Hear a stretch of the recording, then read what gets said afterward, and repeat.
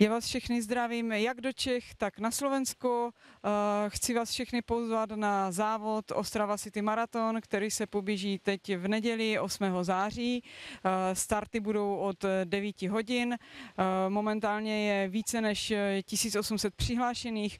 Všichni dostanou krásnou účastnickou medaili. Startovat bude hejtman Moravskoslezského kraje. Všechny vás chci pozvat, abyste si užili tento krásný sportovní zážitek a krásný den.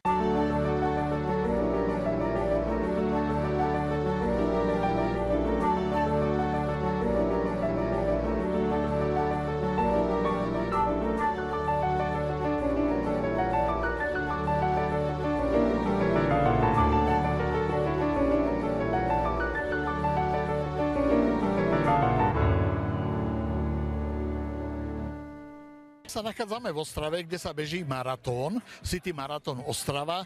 Je to nádherná akcia, tento maratón sa poriada od roku 1923, čo je naozaj jeden z najstarších maratónov.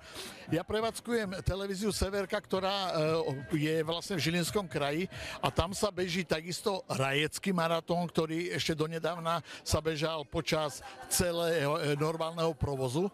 Takže autobusy, auta, náklaďaky, všetko išlo medzi tým bežcom.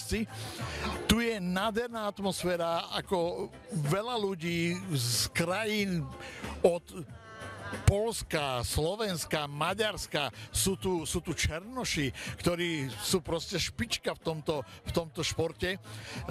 Beží sa tu maratón, beží sa tu polmaratón, beží sa štafeta.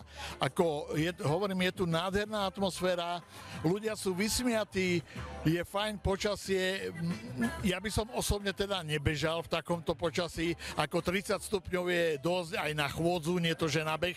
A keby by som odbehol aspoň polmaratón, tak by som si naozaj gratuloval.